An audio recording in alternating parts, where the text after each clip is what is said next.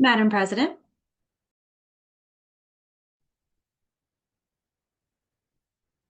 Thank you, Kyle. And good evening to all of our New York State PTA advocates.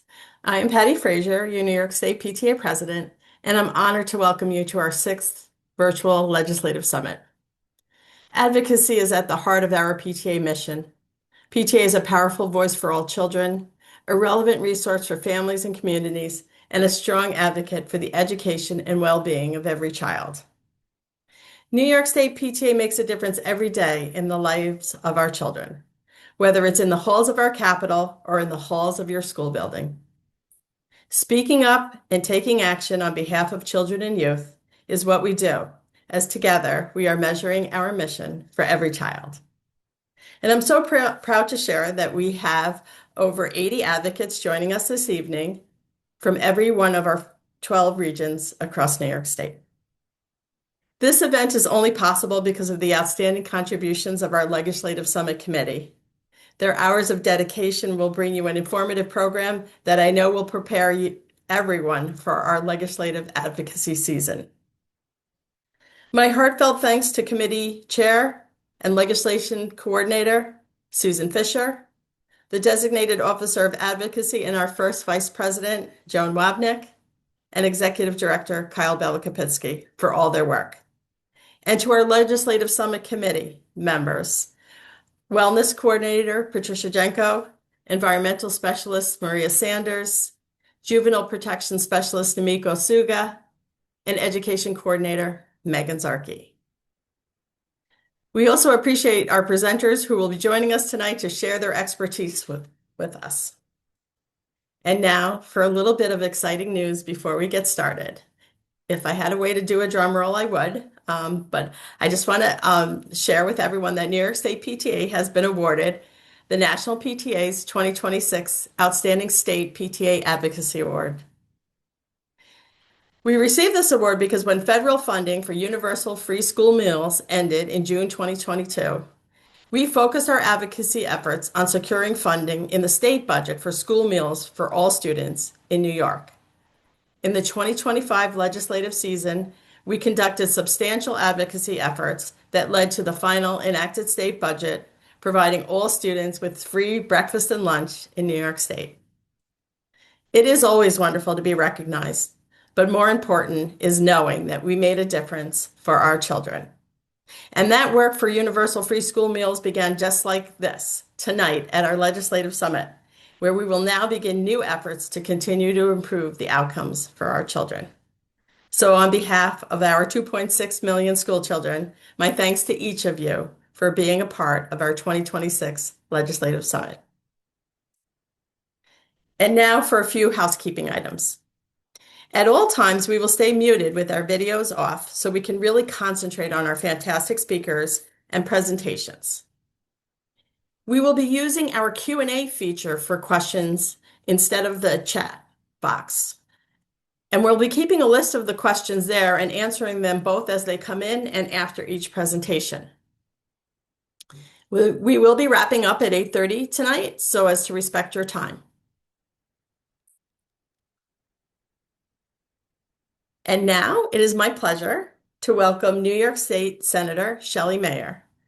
Shelley is a tireless advocate for students, a PTA friend, and most recently, a New York State PTA honorary life member.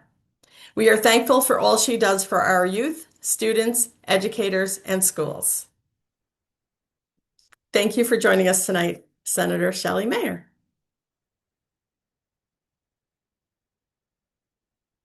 Hi, my friends at the PTA. I'm so sorry I can't be with you tonight.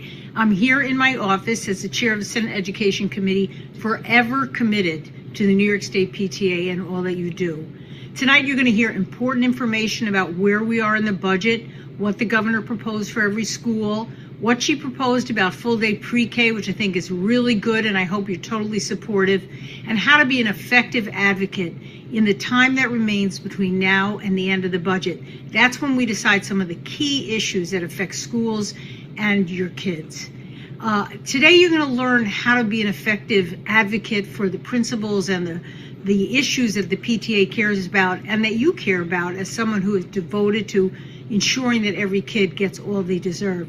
So please make an effort, if you haven't already, to know who your senator and assembly member is, to work out a time to meet with them, hopefully invite them to your school, and make sure they know how important these issues are to you. The PTA is a powerful voice up here in Albany and has really had influence in making sure that we do more and more for these kids and our schools, regardless of where they are, from upstate New York to Long Island. All of these schools matter. So thank you for your advocacy, thank you for your passion, thank you for your volunteerism, thank you for being in the PTA, and thank you for being there tonight. I'm sure you're going to get a lot out of it.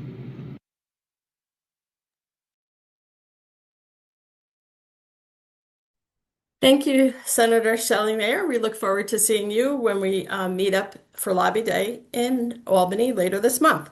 And before I go any further, I'm just going to jump back to my housekeeping. If you don't have on your toolbar for the various options of things you can do while you're on Zoom, to locate the Q&A, if you don't have it there, if you go to the circle with the three dots that's usually labeled more, if you click on that, the Q&A should be one of those options that you can use if you want to put in questions. And if you can't find that, just put that in the chat box and we'll try to get you set up as we go through the presentations tonight. So now I would like to introduce our first Vice President, who is also the Designated Officer for Advocacy, Joan Wapnick.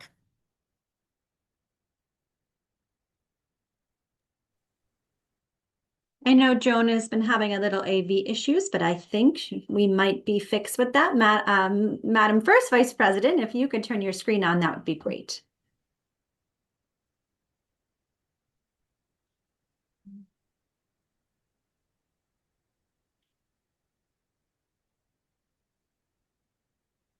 Can everyone hear me? We can hear you, Joan. We just cannot see you, but that's okay. That's okay. I'll just go anyway. Okay, great. Okay. Just trying one more thing. Okay, I'll just go. Well, good evening, everyone. I'm Joan Wapnick, New York State PTA First Vice President and Designated Officer of Advocacy, and I'm here tonight to present the Suzanne Smoller Commitment to Advocacy Youth Award. In April 2019, New York State PTA announced the passing of our Vice President, Suzanne Smoller, after fighting a courageous health battle. To continue her legacy and life's work, the New York State PTA Board of Directors in November of 2019 developed a new advocacy award in her name. The Suzanne Smoller Commitment to Advocacy Youth Award is a prestigious award that is given to one high school senior to encourage them to pursue post-secondary education or training and continue their active engagement in the areas of HIV, AIDS, the LGBTQ plus community, mental health, social justice, or substance abuse advocacy. Suzanne lived by the quote, "Never doubt that a small group of thoughtful, committed citizens can change the world. Indeed, it's the only thing that ever has." So at this time, I am so pleased to announce this year's recipient of the Suzanne Smoller Commitment to Advocacy Youth Award, Ara Smith, from Monroe One, Boces SEPTA. I'm not sure if Ara was able to join us this evening. I would like to. Hi, Ara. Thank you for joining us. I'm so glad you did. I'm so glad that you're here. I would like to share a bit of Ara's application. Ara discussed the alarming statistics of youth mental health in the LGBTQ plus community and noted the commitment to mental health supports and social justice. Ara represents the school on a student panel for the Regional Equity Network, advocates for social justice in the school, and participates in the DEI Club working to foster equality. Ara has been volunteering with Pittsford community for many years, working to promote inclusion and foster a sense of belonging. Ara has volunteered at the GSA Unity Summit and Henrietta Pride and helped with the educational art displays at the town library. also has been an organizer for Pittsford Pride for the past 5 years.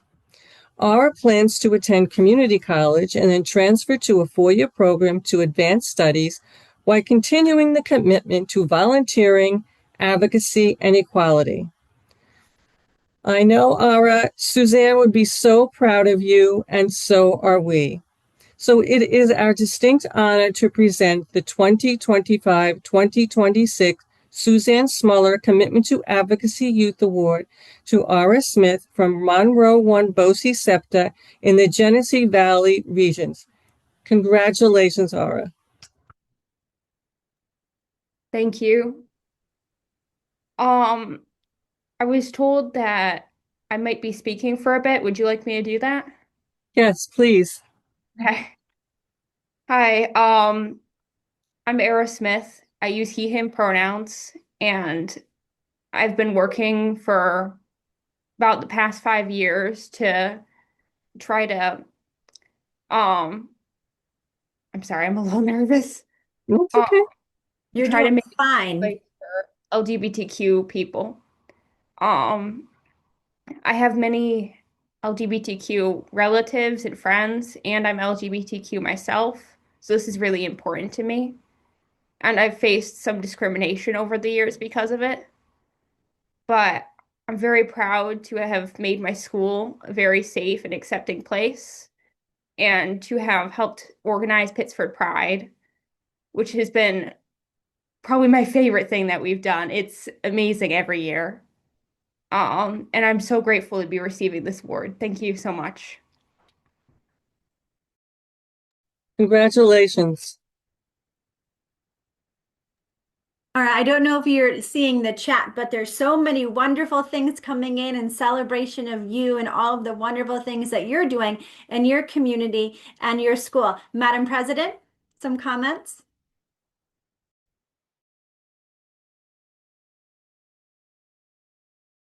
Madam President, you're on mute. Click at once. Too many buttons to click at once. I will certainly just echo what Joan brought forth as far as Suzanne Smoller, who was beloved by all of us in the work that she did, how proud she would have been to have met you and awarded this to you personally. She's greatly missed, but it's wonderful to know that you and in the work that you're doing in your community, you are carrying on her legacy. And so we so appreciate that.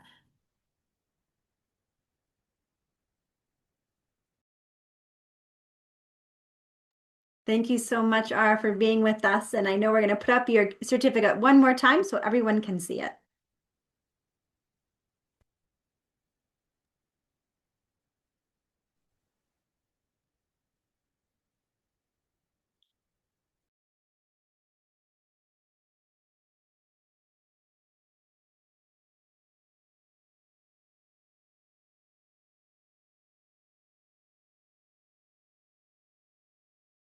And now I'm going to turn things over to our legislation coordinator, Susan Fisher, if she can come on. Fantastic, Susan.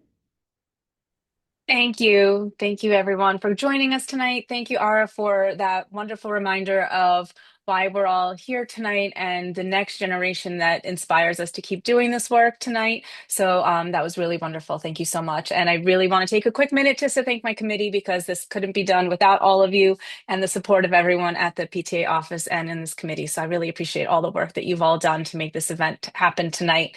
And we're about to hit the real work a part of this evening. So we're going to start talking about the legislative priorities and the legislative asks that we have as an association for this year. And we have some wonderful speakers tonight that will come and give us important information that we can then take back to our units, take back when we speak to our legislators. And I think we're going to start with graduation measures and PTAC, right, Kyle? We are, and I know Dr.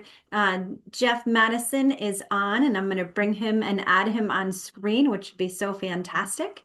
And do a short introduction of our first speaker. Dr. Madison's career spans 35 years as an educator. He is the current Senior Deputy Commissioner for for Education Policy at SED. He began his career as a social studies teacher, assuming roles as a principal superintendent, most recently a district superintendent of Tompkins, Seneca, Tioga Board of Cooperative Educational Services, one of our BOCES. We are so glad that Dr. Madison can join us. He has been such a fantastic partner for New York State PTA, coming to events and speaking with our members all of the time. He is one of the most senior staff members with Commissioner Rosa, working on such a big, wide breadth of things, Jeff, that you're working on. And a dear friend to me, I used to work with Jeff when I represented Jeff on my House of Delegates when I represented the Superintendents Association. So it's kind of coming full circle, Dr. Madison. Thank you for being with us here today. And thank you for diving right into our first topic of conversation, what's happening with the budget, what's happening with graduation measures. And I know you're going to take us through some of those important topics. Jeff? Well, that's great. And it's good to see you and good to see you all. Kyle, you and I are like two bad pennies that just keep showing up. And everywhere we go, we run into each other. It's so always good to see you. And want to let the PTA know how much we appreciate your work and how inspiring it is that you took time tonight to honor one of our students in our state for the good work they're doing, giving back. And if we all could have kids that are focused on giving back to other students to make good learning environments, we'd be in much better shape. So let's keep focused on those good things. And one of those things we're focused on with our students is the grad measures work and the work we're trying to do to create new pathways for students, new ways for students to demonstrate their learning, and really opportunities for students to go deeper in their learning. That's what the grad measures work called New York Inspires is all about. It's going to require some work on our part and some work in the field, which is why we do have a budget ask this year that is not funded currently in the executive budget. We released last summer the Portrait of a Graduate, and there are some important attributes that we want all New York State students to demonstrate. And so one of the jobs we want to do is go through our standards and uplift those standards that will lead to those outcomes, and also to create power standards for teachers and principals and curriculum directors to build curriculum off of, that this is the most high leverage stuff that will help our students in New York be successful in alignment with the Portrait of a Graduate and the expectations we'll have at graduation. That standards work takes money, but it's not just about us. The important thing is that we also support the field. So the second part of our ask in the grad measures ask is the technical assistance centers in at least 4 regions of the state, so that folks can get support in their schools doing this work with people they know, people in the region, and do some regional work. Those technical assistance centers will need money to be funded so we can fully support the field, because we don't want to be dragging people to Albany all the time. We want the work to happen close to the students and close to the classroom. The second part of that is also professional development opportunities to run through our BOCES and direct to our school districts to support the work. So it's a $5.1 million ask. That's kind of like just an investment at the beginning, because we know this is a 5-year project before full implementation. And this is a little bit of the work that we have to get done right now. And it's going to need to be funded so you can do your part of the work and we can do our part of the work. And I saw your memorandum of support of some of our asks. I think you're right on the money. And I really want to also point out that Center for Dyslexia and Dysgraphia, the funding for that. We had 2 staffers in last year's budget, but they didn't give us funding for a leader of a center or the money to run a center. We really want to be able to do this work. We think it's important work. Our ask is $2.1 million for that center. And we're hoping that it'll show up in the legislative portion of the budget this year. So that's another one we really need advocacy for to make sure that this moves forward. So grad measures and the Center for Dyslexia and Dysgraphia. But I also wanted to bring up to your attention, because it came to me as one of the things you're really interested in, is with the P-TECH piece. And, while there are still P-TECHs around the state, and we have new dual enrollment programs, an RFP about to come out that is somewhat funded, one of the concerns we have is we want to be able to make sure the current P-TECHs are financially sustainable. So last Jeff, year, I'm going to interrupt you. Talk yes, to me a little bit about what PTX stands for and what that is. yes, those are Pathways to Technology Early College High Schools. They're programs that students get into as a ninth grader that can be focused on a particular pathway that is, like the name says, in technology that can lead to first in line for a job and an associate's degree.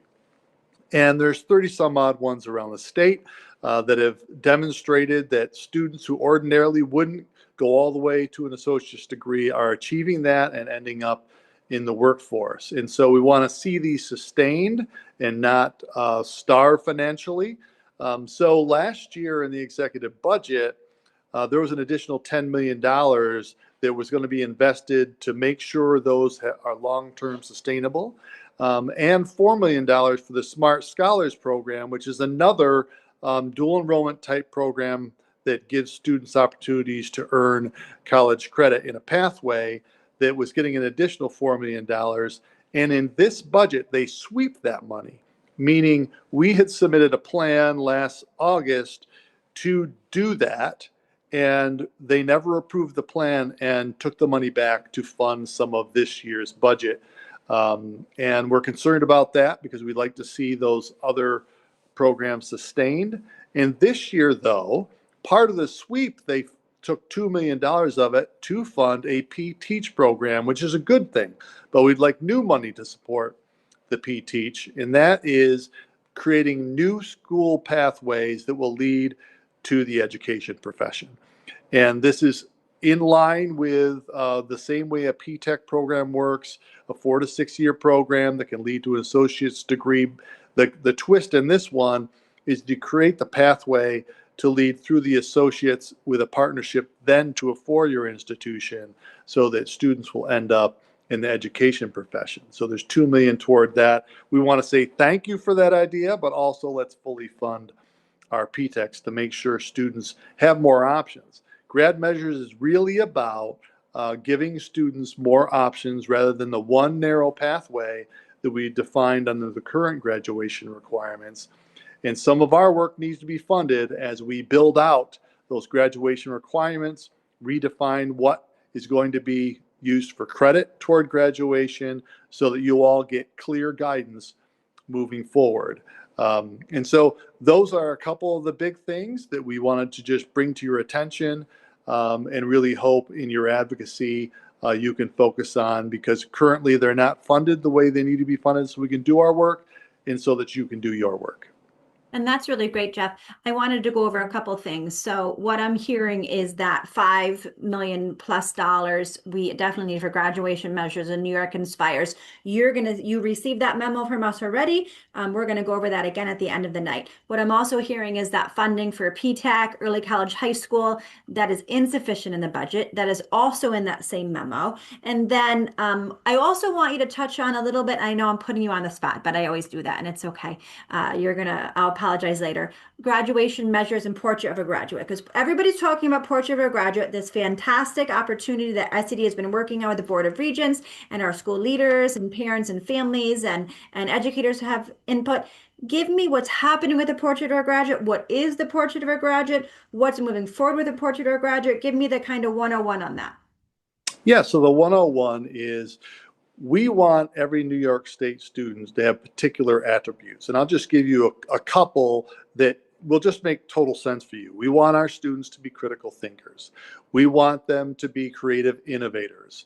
We want students who graduate from New York schools to be those people that people can depend on. We want them to be global citizens. And what we mean by that is, it's really place-based citizenship. We know our role in our local communities. We know our role, and we're active in our counties, in our states, in our nation, and globally. We understand that who we are as a person, as a people, no matter what town we're from, what city we're from, what state we're from, we impact everyone else around us. And gaining that understanding of civic responsibility, those are like 3 of the attributes out of the 6. So we want to get a lot of movement toward creating students that can do those things. So we're going to uplift those standards in all of our coursework that will have students get those skills and develop those attributes. K-12. So this isn't just a high school effort that we're not going to touch it till you're in 9th grade and then you have to learn all of these different things. We want opportunities for students to be creative and hands-on from kindergarten all the way through. We want them to have opportunities to think critically in a very young age and have them provide evidence that they can do that rather than just a paper and pencil test, be able to provide evidence through projects or from whatever they negotiate with their teachers. We have very creative people out there.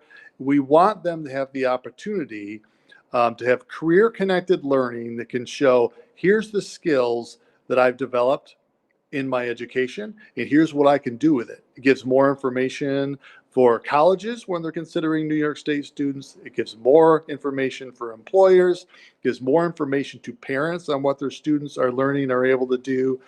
So that's what this effort is, opportunities for students to go deeper in their learning, not just what happens in the classroom. The classroom is the entire community around them. So our partnership is going to be important as well. And I think that's fantastic. We thank you for that partnership. I know Lisa Zukoff, our special education specialist, is just on a new committee that's talking about how to roll this out. We know Rob Rehos, our vice president, was on the original Blue Ribbon Commission on graduation measures. So thank you for this collaboration, and continuing to evolve parent and family voice in this work is so important in that partnership. I do have a question for you. So let's talk a little bit about P-TECH data. Do we have success outcomes on P-TECH?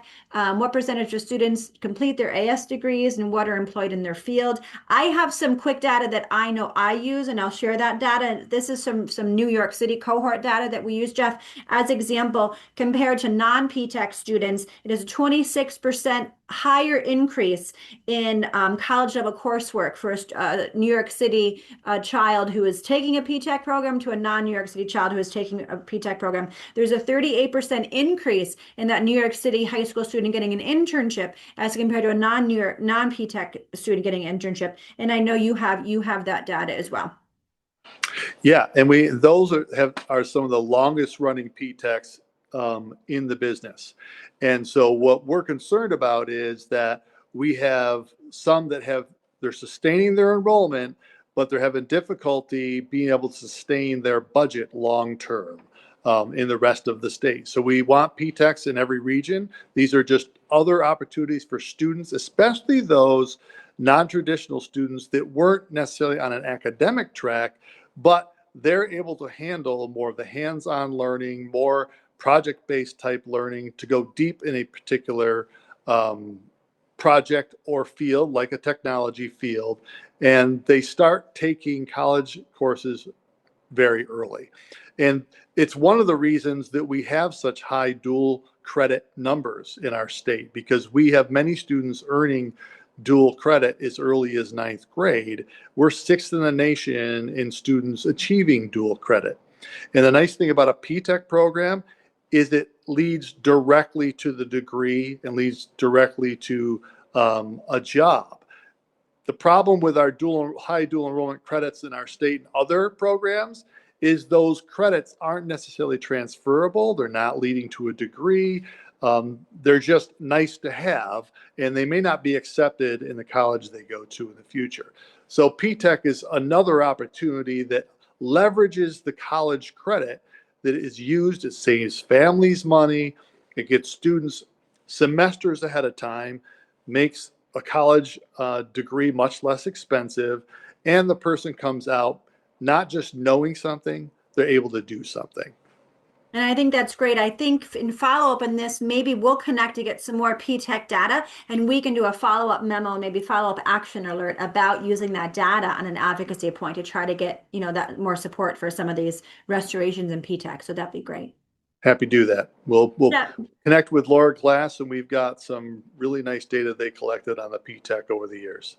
That's so great. Some concluding thoughts, Dr. Madison. Your brilliant mind is always humbling when you talk. Well, I guess my last thoughts are, we need to make sure, number one, we get our kids to school. It's really important that we deal with the chronic absenteeism problem, that we reconnect with our schools and the importance of being educated and getting that education in our schools. And I think we also own part of that too, as the educators, right? Part of grad measures is to make learning come alive for students, give the reason for students to want to come to school. And so we need really enrichment programs that every student can connect with, that are very diverse, so that students who may not necessarily be into interscholastic athletics also have an outlet for extracurricular activities and develop some talents that they have. But really go deeper in our schools, great engaging lessons, great engaging coursework, and engaging extracurriculars, and relationships with our families and our parents.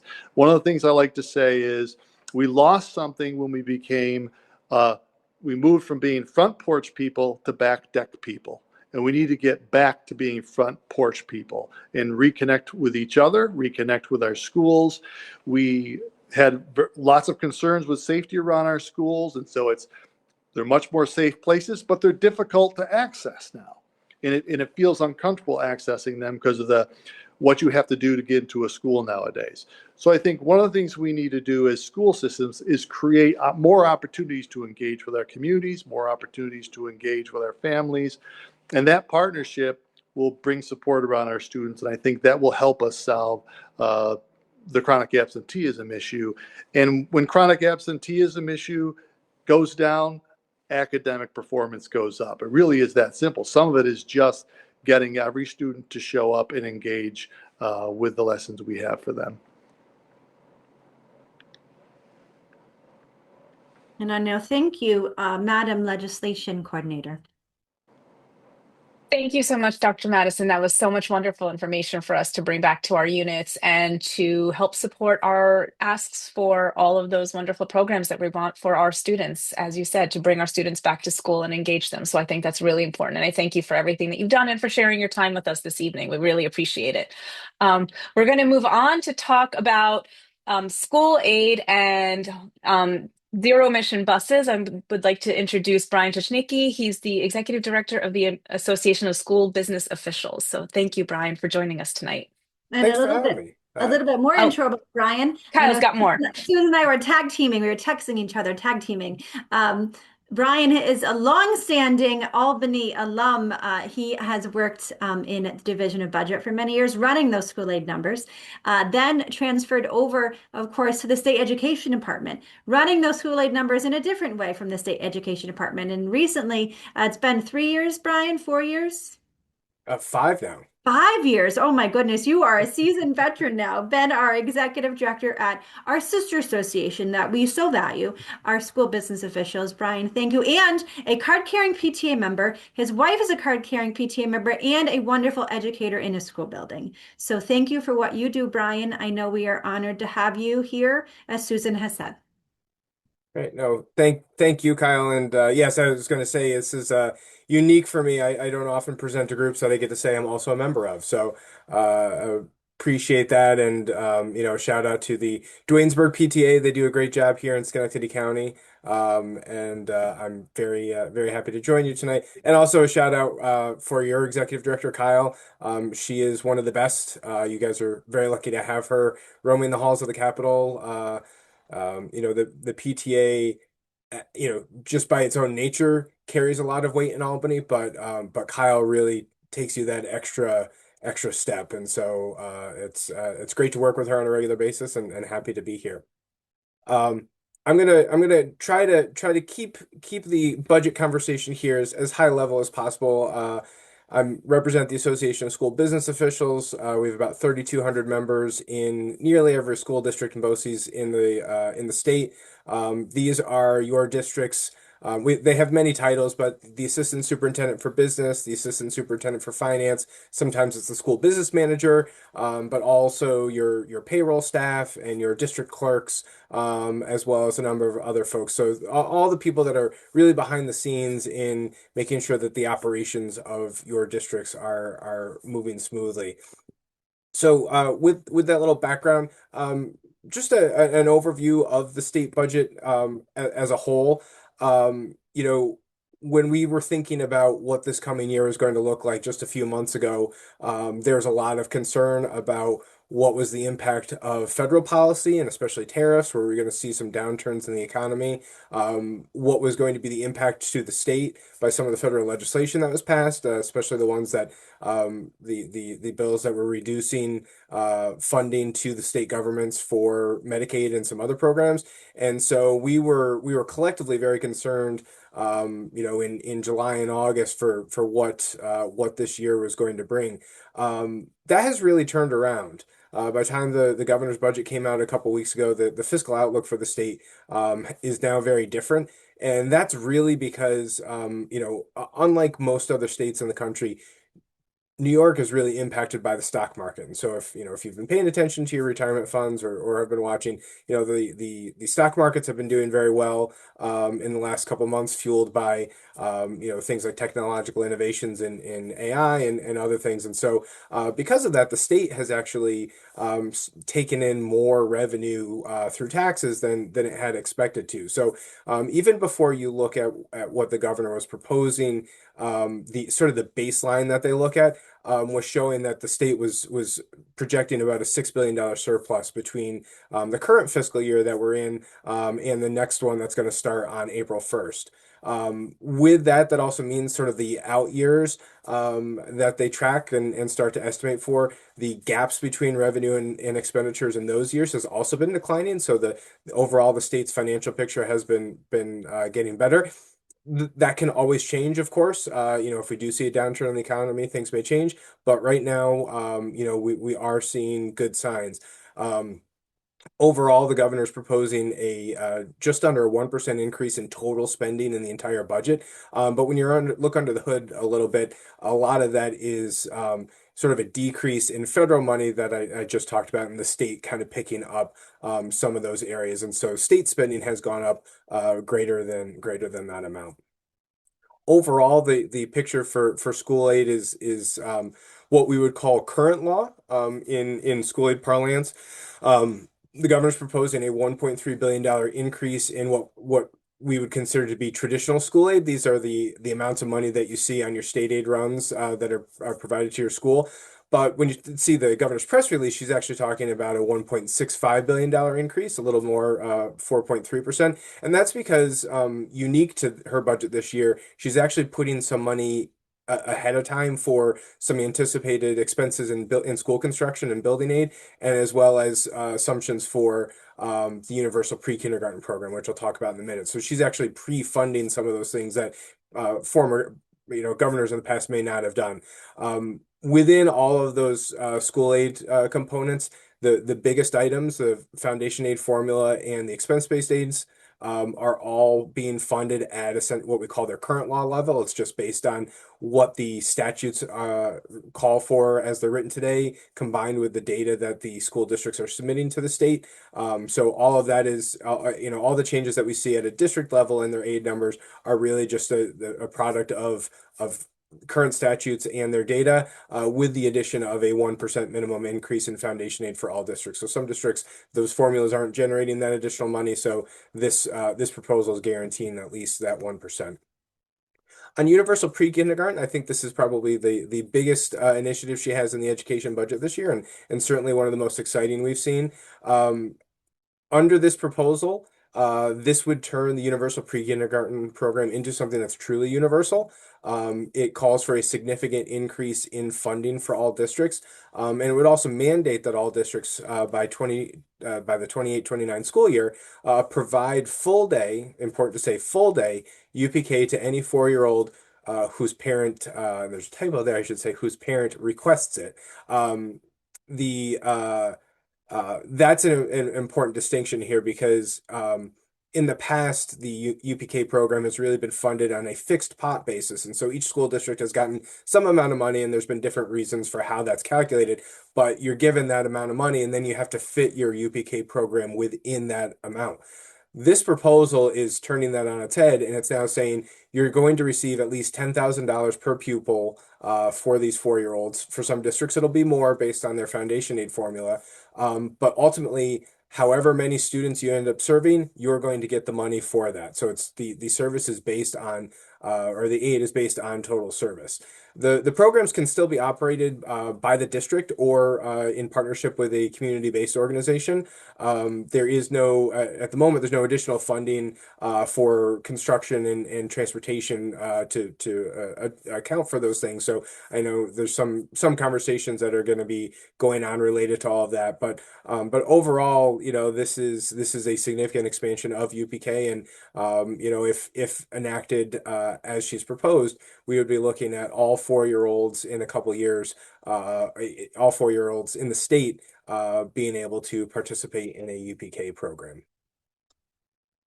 Just wanted to highlight a couple things that we didn't see in the budget, and I know it's some things that my organization advocate for, and we talk about sometimes with PTA and others. There were no changes to the zero emission bus mandate implementation. I'm going to talk about that in a second. There's also some requests that groups have made relating to increasing the amount of money for capital construction, this capital outlay exemption, as well as some procurement issues related to piggybacking of contracts. So this lets your school district save some time and money by not having to bid certain services and goods because other districts or the state have already done that. And so rather than having to reinvent the wheel to comply with procurement laws, you can just use somebody else's contract that has already gone through that process. And so there's been some litigation going on right now about how that applies to public works projects in the state. And so there's some question that that may go away for school districts if nothing is done, as well as just an extending of the existing piggybacking provisions. I mentioned the zero emission bus mandate. So for those who aren't Brian, can I familiar, interrupt you for 1 second? yes. We had a question that might be timely. Did the things you're talking about replace the lottery? Let's talk about lottery funding for a minute and how that works. So Because I think there's some you mean misinformation about lottery funding lottery for schools or funding. lottery for Yeah. UPK? Yeah. Oh, Sandra, you're talking about lottery funding for schools or lottery funding for UPK?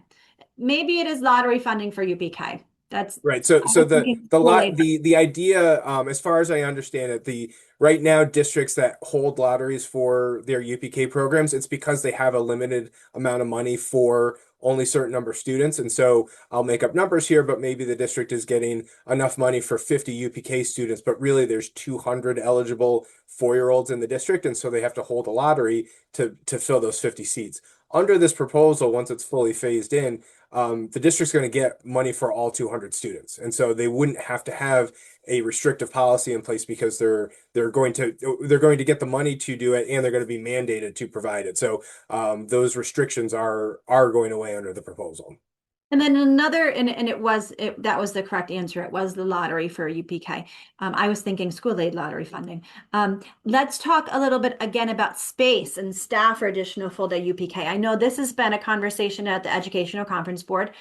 Is it realistic for districts to find that space or staff for full day UPK programs or additional seats? And have business officials starting to talk about that already? Yeah, so that is a good question. We had our advocacy day last week, and so we had a lot of these exact conversations with legislators. We like others are very excited about what this expansion of the program means, but we are concerned with some of those challenges. There's definitely parts of the state where either there aren't the private providers available, or maybe there's not the space available in the school district's properties, and maybe you don't even have the space surrounding your properties to add on if you needed to. So there are a lot of those challenges there. This proposal doesn't necessarily address all of those yet, and so we are having conversations to help move that along. In terms of how realistic it is, that they are putting a significant investment here in providing aid to districts. So I think that will go at least part of the way in addressing some of those concerns. But yes, there are some things related to those topics that we need to keep pushing our legislators on to make sure that they get addressed so that we can have successful implementation across the state. Thank you. Okay, let's go forward. All right. So on the bus mandate, so for those who aren't familiar, this passed a few years ago, but starting July of 2027, so a little over about 18 months from now, all new purchases of buses in school districts have to be zero emission. So right now that means electric buses, but as as hydrogen cell buses ramp up, that will be allowed. That will start a phase in. So beginning in 27, all new purchases have to be zero emission. And then by 2035, all buses have to be zero emission. So the entire fleet needs to be converted. So as you can imagine, this is a pretty big undertaking statewide, and making sure that school districts have all of the chargers and all of the the types of equipment that they need, as well as getting the buses, and understanding the differences in charging their buses versus refueling the diesel buses. Last year there was a revision made to the waiver process that districts will be granted, and so that is underway now. Districts are going to start applying for waivers as needed for the part of the requirement that's starting in 2027, but districts are going to need to show progress towards compliance. And so as your business officials and your superintendents are working on this to get those charges in place, look into purchasing buses, that is really going to be necessary in order to receive a waiver if a district thinks that it's not going to be able to achieve that 2027 deadline. There are a number of concerns that are still out there as we get closer and closer to that deadline. As I mentioned, nothing in the budget was proposed, at least under the governor's proposal, to make any further changes beyond the waiver that was added last year. But we do see the actual buses themselves continue to rise in cost. I think there was some expectation that over time that price would come down a little bit, but we actually haven't seen that. So in many cases, those electric buses are twice as much, or even more than twice as much cost as the diesel buses.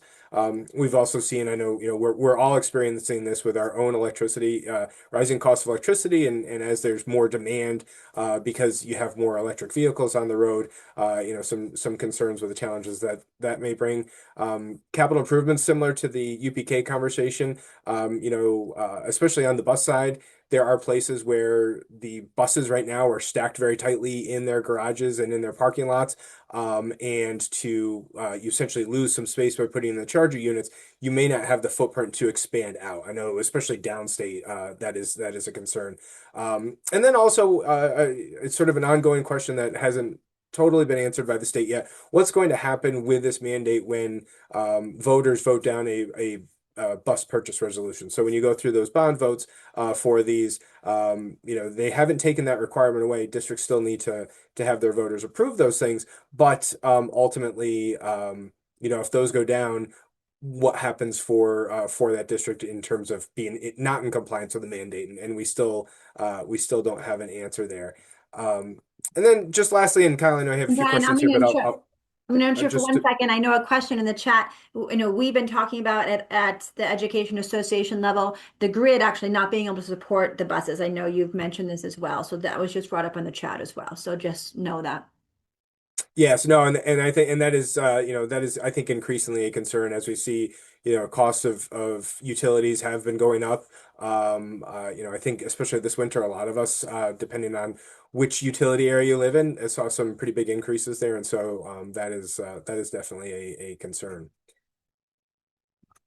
And then just to sort of wrap here, I very high level of a couple major issues that are going on.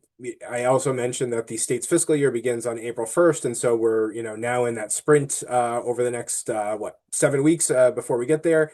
Sort of the first next big hurdle is next week on February 15th. There's going to be some new data available.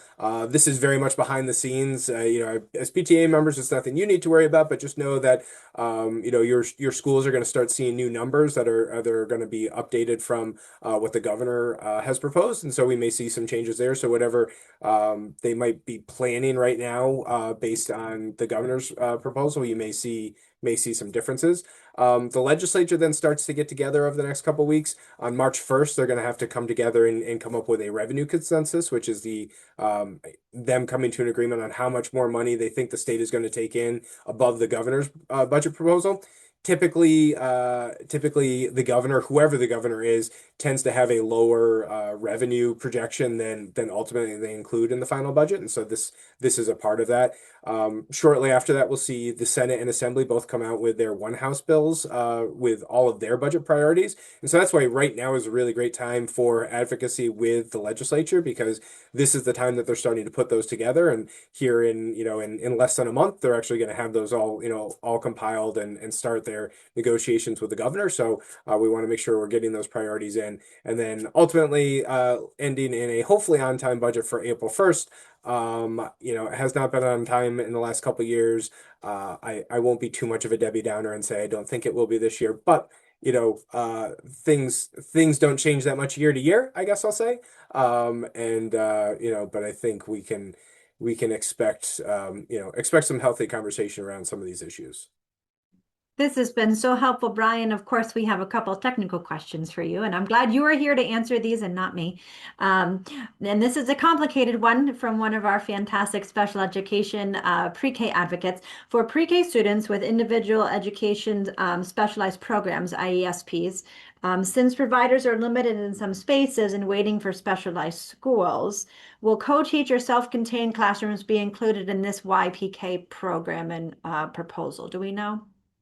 So I don't think we know a lot of those details yet, and because especially this is an expansion of an existing program, but as we've been talking about, that existing program already has a bunch of limitations built around it, and so I think naturally, between students going to other programs like 4410, and also looking at other options, there's just been some natural movement for them to be elsewhere. As you move into a mandate where the district is going to be ensuring that this is all being provided, I imagine there's going to be some provision for that, whether that is as it has been currently, or if they're going to see some changes. But that's one of the questions that we actually have on our list. We want to go over with some folks in the department and the legislature to make sure that we understand all that, because I do think those are really important questions that before you put the money on the table and tell districts what they need to do, we want to make sure that we know some of the answers to those. So that was a really long-winded way of me saying I don't know, but I appreciate the question because it's one that we definitely want to get an answer to. Yeah, that's great, Brian. And maybe we'll circle back. If you do get an answer, we can circle back with some of our advocates in that space. Yeah, that'd be great. Great question on electric buses. Always a question. We know some districts, they're getting their feasibility studies back from NYSERDA, and it's just not going to happen for their district. What happens if the district does not buy those electric buses due to routes not being able to use electric versus diesel? Right now, we're kind of in this space where we're really not sure those answers, right? Yeah, I think if I put my old state hat on for a moment, I would say at least for right now, districts that I guess I won't speak for the department, but I imagine if a district is demonstrating that the feasibility says in 2027 this isn't going to work for you, in 2028 this isn't going to work for you, that district's probably going to get a waiver. And so at least for now, probably many districts will be in that situation and will get a waiver from that initial requirement, which will mean that you need to keep working on it, but we don't have to worry about what happens that we didn't purchase them on July of 27. But that just means that same question is still going to be alive in July of 29. And so I think those are a lot of the continuing conversations. If you don't purchase electric buses, the real answer, at least the main answer, is your district's not going to get aid for that bus. And so lots of districts have a high rate of transportation aid that they get from the state. And so that's a lot of cost to bear on the district side for not complying. So, but we're still a couple of years out from that because of the waiver process. Yeah, and I think that's a fair question. And then a local kind of funding question. And I think it's important to know that school districts have a lot of leeway and choices in how they spend those foundation aid dollars. We had a question about a local school district who no longer has bus monitors, maybe in sufficient amounts. And that is a great advocacy point where, you as PTA can go to your local PTAs there. This happens to be in Yonkers. And I see Brenda Cardoza. I'm going to put her on the spot a little bit. She's our fantastic Yonkers Council of PTA president, and talk to your PTAs about your concern if you're from the Yonkers School District, if you're seeing something that maybe you want to advocate on. I know Yonkers does a fantastic job supporting parents there. But this attendee said that they were concerned about funding regarding that matter, and that is something that really sometimes is a local funding decision. I know the city of Yonkers has significant shortfalls often in their budget amounts, Brian. Yeah, no, absolutely. Those are, and for some local decisions, it is a matter of funding available and how they're able to move around. I know for a lot of districts, they can't hire enough bus drivers, right? And so there may be some staffing issues there as well because just the challenge of bus drivers. Speaking to my members, there are a number of school business officials around the state who have their CDL license and are out driving the bus on, if not a regular basis, you know. On and off basis because of that shortage of bus drivers. So I know that's a challenge as well, and it is important for parents and families. It's just sort of the unfortunate nature of our labor market right now that there are areas of the state where this is really difficult. Yeah, and I think that's a great point. But again, a way we can advocate and work together, especially amongst associations. Question from Rob, and I think this is regard to buses, Rob. So if it's not, let me know. The state reimbursement rate differs per district, is my understanding. Should the advocacy target be in requesting a higher reimbursement rate, asking for capital funding? It would seem like a good middle ground. Yeah, so assuming that's about buses, yeah, the reimbursement rates for transportation expenses do vary by district, although it's based on a formula. That formula is pretty generous, and I want to say it's something like 30 or 40% of the districts in the state are getting a 90% aid rate on their expenses.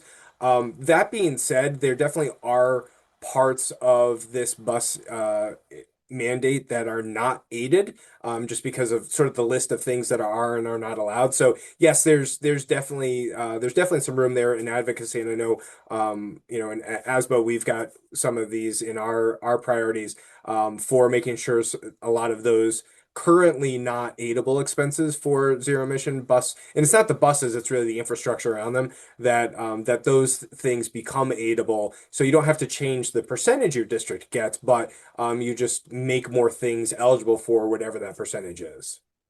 And I think we have our last question for Brian, and we're gonna, unfortunately, I could talk to you all night, Brian, because your mind on school aid is so brilliant. And this again is really an advocacy question, I really feel. So I'd love your impact, your thoughts. Some districts are unfortunately in the process of cutting supports for immigrant populations, even though we know that some of our ELF student populations are increasing and our immigrant populations are increasing. How can New York State PTA help educate administrators and those in leadership about the importance of keeping these programs? But I think this can carry on for many programs. How can we advocate better and how can we educate better? Because certainly, cutting programs for children and services, has negative effects. Yeah, so yeah, there's a couple different ways to look at this. The one that immediately comes to mind being the state aid person is within foundation aid, there are special weightings for different types of students. There's a weighting for English language learners. There's a weighting for students who are economically disadvantaged. And so when we're thinking about some of these populations, especially the ELL piece, looking for an increase in that weighting, this is an area where for many years that was weighted at a 0.5. So a student who's an English language learner in the formula is being treated as 1.5 students. Last year's budget, they increased that from 0.5 to 0.53. Many groups have been asking for that to go even further. So that's one area that funding can flow from the state to start to address that. There's definitely other areas as well where the state education department has called for an additional weighting for students experiencing homelessness. And so there's just some different options there where that's available. And then yeah, and then just locally, just advocating with your school board, with your administration. These are tough challenges, right? I think every superintendent, every school business official, if they had their way, they'd be able to fund everything. And so I know sometimes there are difficult decisions to be made here, but it's important to let those folks know, and in good and respectful ways, what these programs mean to you and your family and the other parents, and working with them too, right? There may be decisions that the board and administration are making that they think are important because community would prefer one thing over the other. And if if it's the reverse is true, you want to make sure that they understand that, right? That actually you're okay with knowing that there's fiscal constraints here. You're okay with this program over here maybe not receiving as much funding in order to keep these programs going. And so working with other organizations, with other community stakeholders, being able to have sort of a combined front on those issues, that can really help those conversations. Thank you so much, Brian. Susan? Yes, thank you, Brian, so much for joining us tonight. And thank you for taking the time to really break down the funding, which can be a really complicated issue, in a way that we can really relate to and understand and use it for our own advocacy. So I appreciate your time tonight. And I think that last point about advocacy is a good way to pivot to our civics readiness and media literacy ask. So we have tonight joining us Nan Mead, who is the co-executive director of Democracy Ready New York, a nonpartisan, multi-generational statewide coalition committed to preparing all students for civic participation. Ms. Mead was previously the director of outreach and communications at the Center for Educational Equity at Teachers College and Columbia University. A longtime education advocate, Ms. Mead represented the first judicial district on the New York State Board of Regents from 2016 to 2022, where she co-chaired the Regents Subcommittee on State Aid and contributed to the development of the Regents Framework and Policy Statement on Diversity, Equity, and Inclusion. Before her election to the Regents, Ms. Mead was a financial sector professional and parent leader, serving on several local policy and advocacy boards, including Community Education Council 3 and the Chancellor's Parent Advisory Council for New York City. She holds degrees in politics, public policy, and education, and we're really excited that she's also brought with her Chris Kabara, who's a high school senior who lives in the Bronx and attends school in Manhattan. He's been a youth member of Democracy Ready New York since 2023. So we're really excited to have both of them to talk to us about civic readiness. So thank you. Thank you, Susan, for that introduction. Hi, everybody. I'm Nan Mead with Democracy Ready New York. So I will spare you all that intro and kind of dive right in. We have our roots in the Center for Educational Equity at Teachers College. Democracy Ready New York was launched as a project of the center back in 2018. And then we recently lifted out to become an independent organization in 2025.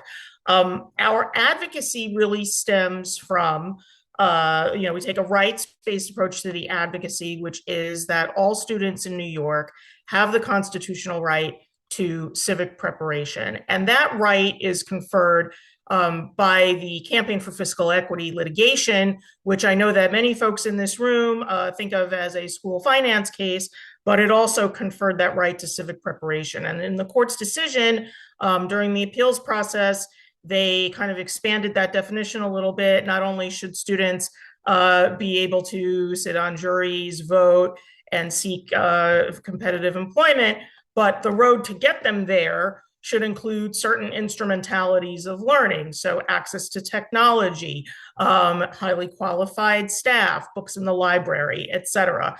And so it's because of that connection to the case that, we also have an expansive definition of what it is to be civically ready and include media literacy in with that. So part of our advocacy really involves working to ensure adequate library training and staffing in all schools. So I'll get to that in one second. Just historically, again, in terms of what drives our approach, research conducted during our days with the center to suggest that students, there are disparities in students access to civic learning opportunities. Those opportunities are largely along racial and socioeconomic lines, so there's an inequity there. But also during the shift from NCLB to ESSA and that new band of grade 3 to 8 ELA and math exams, forced teachers really to take time away from teaching social studies, particularly in the late elementary and middle school years. And so, there's a body of research that talks about, out minutes to the hour, pennies to the dollar, social studies, and through social studies, civics really loses out to the other core subjects and particularly to STEM. You heard Jeff Mattson speak earlier about the transition to this New York Inspires Portrait of a Graduate framework. And so this is really an opportune moment to seize upon trying to advance some support for civic learning as well, because from our perspective, 3 of the 6 attributes dovetail right into robustness around civic learning. The first, of course, being academically prepared. Civic preparation is a stated educational outcome goal for all students in New York. Effective communicator, again, getting back to that media literacy piece, and sort of library resources driving that. And then finally, global citizen, it kind of speaks for itself. So finally, really the 250th anniversary of the Declaration of Independence is providing us with an historic opportunity to really urge leaders in state to make historic investments, really critical early investments. And actually, Susan and Kyle, do your folks have the memorandum in front of them? Do you want me to throw it up on the screen? We emailed it out, but if you want to throw it up on screen, yeah, that'd be great. And we'll send everything out to you tomorrow. Okay, so just bear with me a moment and I will flip my screen. Okay. I'll just do a quick share. And you have this, you have our version of this memo in your memo packet that we emailed to you, and it's on our website, and you will also get this again tomorrow. All right, can you all see that? Yes, okay, great. So here are our asks, and I was up in Albany a couple weeks ago providing this testimony. We had a press event. State PTA, by the way, has been a member of the coalition, I think, since the very beginning. Kyle's been a great partner in that work with us. She came to our press conference last week, et cetera, working in conjunction with NYSUT and State Senator Shelley Mayer and Assemblymember Linda Rosenthal, who are both very committed to these issues. So our specific asks for this cycle are for $2.5 million to strengthen elementary civic education specifically. There's a body of research to suggest that even our very youngest students can and should have access to civic learning. It obviously does not look the same as it looks in the middle and upper grades. There's a lot of that learning going on already. It just may not necessarily be connected with intention to civic preparedness. So things like classroom constitution, a suggestion box, allowing little ones to work in groups, and teachers sort of stepping to the side and allowing them to set up their own rules for engagement on completing projects together. These are all skills building capabilities that our young people are able to engage in, and I think again, with intention, can be connected as an early foundation for civic learning. And those are just examples. There's many more. We wrote a paper. I'm happy to share it out after this. So we've asked for $2.5 million for that, to provide for pilot program funding, curriculum development, professional learning for elementary educators, and expanding evidence-based models, and in particular support state ed. I don't know if the deputy commissioner mentioned this earlier. I came on in the middle of his speech, but state ed did not get any of the money that they asked for last year to implement Portrait of a Graduate. And so, they've obviously renewed their asks. We would like for some of that money to go towards developing guidance on civic competencies. So the second piece is continuing to build foundations of civic readiness vis-a-vis the expansion of the Seal of Civic Readiness graduation pathway. Graduation pathway shows achievement in civic preparedness. Usually the students students can actually earn a capstone credit in the 8th grade that would go towards the seal, but there are other opportunities in high school to either do a research project or capstone in the upper grades that are connected to community projects, working with local leaders, in addition to maybe taking some additional exams. There's a point system. And although the seal has expanded in the last, I think the pilot year was 2021. So in the last 5 years, it has expanded to over 500 schools, which does include independent and charter schools.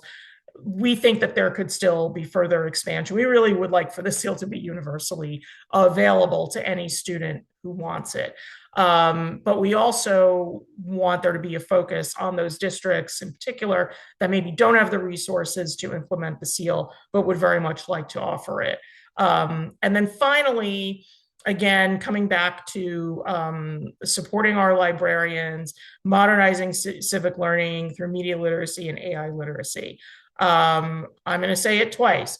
We want to ensure that every school has a fully funded certified library media specialist. This is an issue I've been working on for a really, really long time. So I'm going to say it again. Every school should have a fully funded certified library media specialist. I know, obviously having been at state ed, that there have been efforts on pipeline. Pipeline is challenging. I also will just say, more editorially that the librarian becomes low-hanging fruit when making budget decisions, and it repels people from being interested in the profession. So we've got to change that.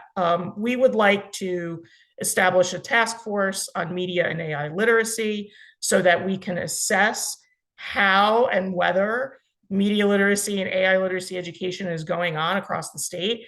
The library media specialist may not be the person responsible for that in a school. And that's kind of a separate challenge, right? Some schools and districts drive it through the technology department. There are other ways of looking at it. Some drive it through English language arts. It's really, it is a subject that can go across content areas, and we fully support that. But we also would like for the state to take a deeper dive into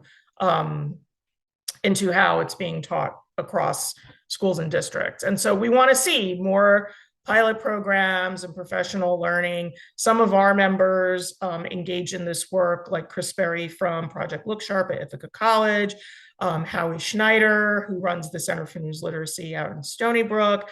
And, and there are others. I think NYSET is looking to develop a professional development module. And so, we want to, again, work with state ed on developing these instructional topics as they make this transition to the New York Inspires Portrait of a Graduate framework.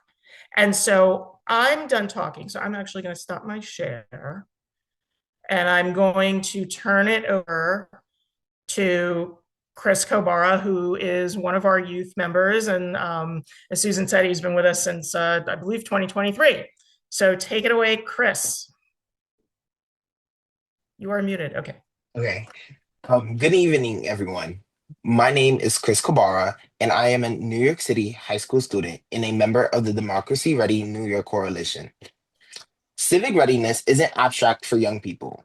Every day, we are expected to understand the world around us, elections, social movements, and misinformation online, and now artificial intelligence, often without being given the tools to make sense of it all. In school, we are expected to be informed citizens, but many of us don't learn how to evaluate sources, recognize bias, or understand how our government actually works until it's too late. Civic education shouldn't start in a high school history class, It should be nurtured over time, starting early, so students grow up knowing their voices do matter and how to use them responsibly. Funding for media and AI literacy is especially urgent. My generation, also known as Gen Z, gets most of our information online. Without the tools to navigate the information properly, it is easy to confuse what is popular and what is actually true. Investing in media literacy and certified library media specialists isn't extra.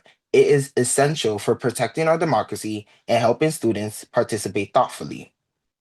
Programs like the Seal of Civic Readiness show what's possible when students are trusted with real civic experiences. But too few students have access to these opportunities. And in New York, that access often depends on zip code. As a student from the Bronx, I have seen firsthand how where you live can shape what civic learning you are offered and what you are not. As New York approaches the nation's 250th anniversary, this is a perfect chance to prepare not just for a celebration, but for the future. By investing in civic readiness, media literacy, and student voice, you are investing in young people like future voters, leaders, and community members. Democracy isn't something we are born knowing how to uphold. With the right investment, students like me can learn to sustain it. Thank you.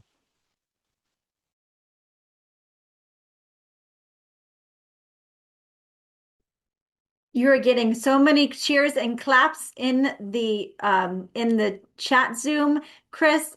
Between Era and you, our future is so unbelievably sound. I was at a press conference and Chris was supposed to speak there and unfortunately got tied up on the train. And I said, "Oh my goodness, it's such a wonderful opportunity to have him join us at New York State PTA. We are so proud of you and all of the work that you're doing, Chris. Thank you so much for being here with us." Susan? Thank you so much, Chris. That was such a wonderful way of expressing how important civic readiness and youth engagement is in this conversation and, media literacy and the impact that it has on our youth. So thank you again so much for joining us tonight. And thank you, Nan, for joining us and bringing Chris to us, which is a wonderful treat for all of us adults that are here tonight. Thank you both so much. I think we have just a couple more points that we want to make sure that we hit, Kyle, before we move into our next training session. Are you ready for that? I am. I'm going to add a pin to myself now. And Susan, you can stay on, I think, because I think one important thing is I want to make sure Susan and I are going to go over quickly where you find memos and our system a little bit, and then we're going to transition into some hands-on training. One topic that I know Jeff touched on that's really important in New York State PTA is dyslexia and dysgraphia. And I wanted to pull up very quickly, just give me a second. Our memo, the overall memo on supports for students, because it has a number of points in there. I just wanted to touch base. I know Brian and Jeff touched base on a number of these points already, and I just want to share this memo, of course. So one important ask is New York State PTA with leadership from Western Region PTA. So thank you for Western Region and the advocates there, brought forth a new resolution at convention on supporting students with dyslexia. So we have now an action item that's really important in this budget to, as Dr. Madison mentioned, to support SCD and the work that they're doing to establish a Center for Dyslexia and Dysgraphia. In 2025, in December, Governor Hochul signed a bill establishing the Center for Dyslexia and Graphia. It's going to sit inside SCD, but they did not fund that. There was no funding attached to that bill because that bill was done outside of the budget process. So now during this budget process, we really need to work on that. I'm going to show you a more detailed dyslexia memo in a moment, so stand by on that. As Dr. Madison also mentioned, PTAC, early college, high school, and STEM critical advocacy issues. I know we talked a little bit about PTAC and what that looks like. He also mentioned, and you're going to get this memo again, the College and High School Opportunity Program, the Smart School Scholar Program, the Smart Transfer Program, and the Pathways in Technology Early College High School Program. So when we have our appointments and meetings, if you decide to do that, we're going to really be targeting on funding for those programs. One thing that we also did not yet talk about is support for high need, low income AP and IB test takers. So for many years, 6-7 years now, the funding for the offset the cost of AP exams for high need, low income test takers has been frozen at about $5.5 million. We are looking for an increase in this budget year Why? Because as you know, thankfully, the number of test takers in the past 6 years has increased almost 50%, which is amazing. So as we continue to focus on all of our students, and that's an important part of PTA mission, we support every child with one voice. We want to make sure that we are adequately supporting all of those students, and especially our high needs, low income students. So we need more funding, especially in this budget and future budgets, to support our low income, high needs AP test takers. So you're going to see a bullet item in that memo on that. So I wanted to mention that because we haven't mentioned that yet. Let me flip over just real quickly to our new dyslexia memo. And I say new because I posted it just at about 5 o'clock today because we've been trying to get everything up on the website. So you will see a new, very detailed memo on supporting students with dyslexia and dysgraphia.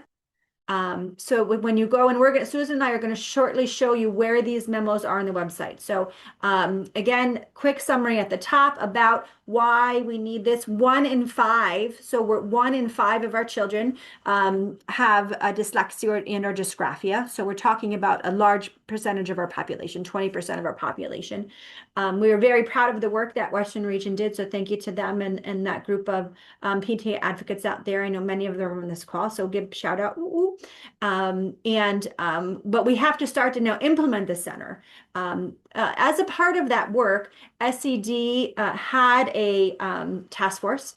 And the task force actually came up with 14 different recommendations. They are summarized in this memo for you. And why did we put them all in this memo for you? Because it's really a lot. There's a lot in the memo. Because all of these things, many of these things required funding, right? So we need to say to the legislature, we need the $2.1 million.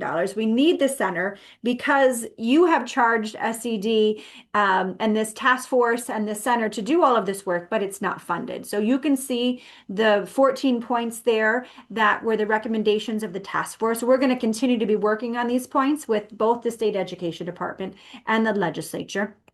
But I think it's important for our advocacy voices, parents and families, to say again that 1 in 5 of our students, approximately 20% of our population, has dyslexia or dysgraphia, and that accounts for about 80% of learning disability classifications. So it's a huge portion of our learning disability classifications, and that's why we really need that funding to be in the budget this year. So again, our ask is there. It's very clear. You have now a new memo that was not sent to you previously, but you're going to get it tomorrow, that focuses really on dyslexia and dysgraphia because it's a critical priority for New York State PTA, and I know a critical priority for you all as advocates. And I am going to join you in some of your breakout sessions. Susan and I are now going to do something live. Susan, it's time right now. Sure. Sure. I'm not getting ahead of myself. I'm looking at my run of show, and I think it's time now. I think it's time now to show you, it is time now to show you some live take action alerts. Susan, I'm going to pull up our website and you can be the driver. Okay, sounds great. So take action alerts, for anyone who hasn't done them, is a super easy way to have your voice. We want to flood our legislators with everything that we are asking. We want to make sure that they have what we want at the top of their head, the top of their email, as they are talking and advocating for budget changes and going back with this. So on our webpage under advocacy, there's a there's the take action campaigns, and at the very top of those will be our campaigns and our asks specifically for this year. So as you can see, there's the support for Center for Dyslexia and Dysgraphia, the school aid, our students need 1% more.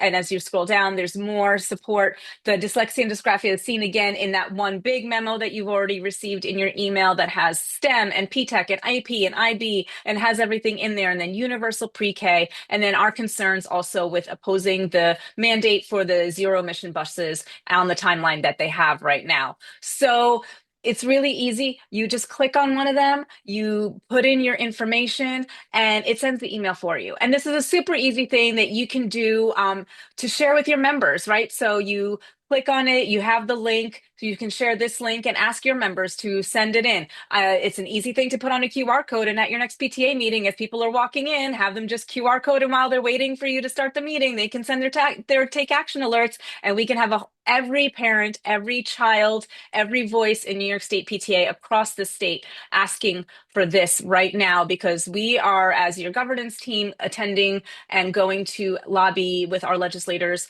on February 25th. We would love to have come in and be able to say that we have all of these voices that have already reached out to you in request for this. And this is a super easy 30 seconds for each click. I promise. It's so easy to do. Yeah, I'm gonna actually do one now. So let me just pick one. So I've done this. Well, let me do this new one. Okay, so here is our new dyslexia memo. This is my information, Kyle Balakapitsky. That's my email. That's, you just type in your home address. Okay. So can you guys see all of that information on the right side of your screen, Susan? Yes. Yep. And then all you do is you literally just type in information, your name, your last name, your email, your home address, and then you hit send message. And your message has not been sent. So it says topic. What's the topic? I'm going to say education. Send message. So the governor wanted a little bit more information. And then the email now has been sent. That memo that we just talked about dyslexia has been sent to Governor Hochul, my senator, Senator Jake Ashby, and my assembly member, John McDonald. It is as simple as that. The nice part about it is that if you go back and I'm going to do another one. I'll do school aid now, right? So it's super easy. Again, your information, once you do it once, it's already populated. So you don't have to add the information in there. Here's the message. Look, see, review my profile. That's me. It saved my info. I'm going to hit send message. Okay, the governor wants more information. I'm going to hit education.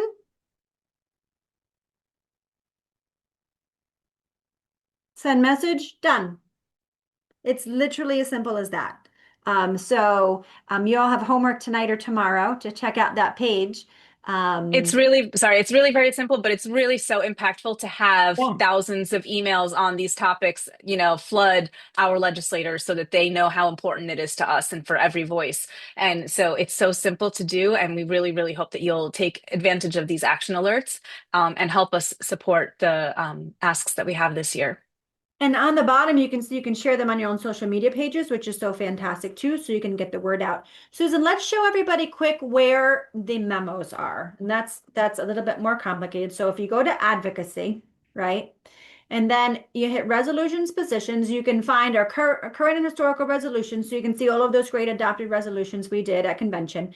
If you go down to testimony, memos, and positions, these are the memos and positions we have done since January 1st. You can see them listed here: buses, pre-K, civics and media ready, supportive students, school aid, dyslexia, and budget testimony, and our ECB finance paper. You can scroll back and then you can see all the ones we did in 2025 if you're interested. You can go back to 2024 if you're interested. You can keep going back if you want. It's many, many years. But so there's always all of that information for you on the website. This year's memos for this event is also, there's a link on our virtual summit page that brings you back to this page. So you can find them kind of in two spots.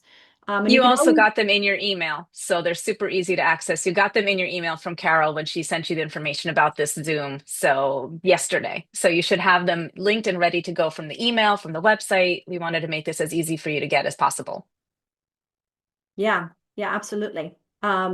And I think that's what we have. We wanted to show you the system a little bit. I had a question about fiscal transparency. I'm going to answer super quick before we transition. And that's a great question. So public schools are actually the most fiscally transparent legislative, it's called a semi-legislative body in New York State. As you know, school board members are elected. They're volunteers like you all, amazing people. And they put forth a series of budget meetings where they have to report by statute different budget meetings meetings and budget presentations by a series of date. The budget is then publicly voted on by the voters, and they have to stick to that budget throughout the school year. Charter schools, and that was a question I think about charter schools, do not have to operate on that same set of rules. We have a position on charter schools. You can see that that position in our testimony or in our memo last year. We will be issuing a new memo on charter schools. While we fully support parent choice in where you send your child, we do not support the diversion of public funds to support charter schools or especially charter management organizations. So if you want more information, you can feel free to email me, or you can check out our website or check out our testimony. We do have a charter school section on our website where we do talk about the diversion of public funds to charter schools and the concerns that drives that. So I'm happy to take that question quick. And Susan, what are we doing next? So this is the part of the evening where we're going to pivot over to talking about how we're going to speak with our legislators and what to expect with your legislator appointments. So the next session, we're going to cover just a few of the topics that are important to get you ready for your legislative appointments, things like tips for successful meetings, ideas on how to talk about your personal story or your school story, your community story. So what we're doing tonight is, if you are a new timer or you've only been to LegCon or Lobby Day or Virtual Summit 2-3 times and you feel like you want a refresher, stay right here. Don't have to move. We're not going to lose you. You're going to stay in the main room with us. And so to make it super simple for you, if you've been here before, we know we have a lot of our seasoned members here as well who like to come and be educated on the legislative priorities and asks for the year, but may not need that same kind of introductory review of how to have your legislator meetings. We're going to do a quick breakout room for you and Kyle. If you have any questions that we didn't get a chance to answer that you want to talk about, Kyle's going to field your questions in a breakout room. So you'll get to choose that room if you want to. If not, if you're good, you get to have your evening back. So stay here with us, with the legislative committee, while we get ready to prepare you for your legislator meetings. And Kyle will go over into a breakout room with experienced members who may have a few more questions lingering before they are done for their legislator meetings. So Susan, I'm going to make sure I hear you right. So if you are a 1 or 2 or 3 timer, you're going to stay right where you are. You're going to get that great training to talk about those legislative meetings with our fantastic Legislative Summit Committee. If you are a other timer that may be down the halls a few times with good old Madam President and the team, then you're going to come to the breakout room with me and have a quick chat, and then you're going to get your evening back. Is that what I'm hearing? I think that's right. Okay, great. So I've got the breakout room open already. I've got it set up already, and we can. Great. There you go. Okay, so there's one So, room. yep. There you go. We'll give a couple of minutes for people to hop over to talk to Kyle if they have any questions, I and have then to we'll hop get over set to up room here. 1, right? Yes, Somebody you tell do. me They how to need do you that. there to answer Okay. questions. Okay.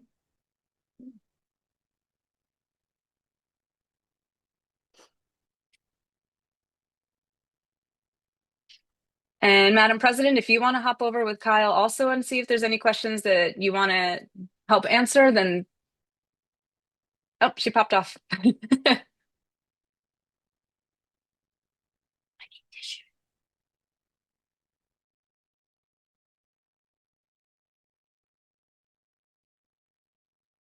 Susan, I have to remember how to go to room 1 myself. Help me. How about I just assign you if I can find you? That would be great to send me there. I'm just looking for you. It's probably both NYSPTAs.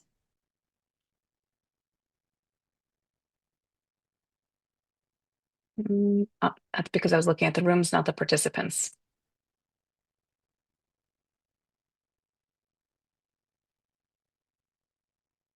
I know there's a way to go in there as host.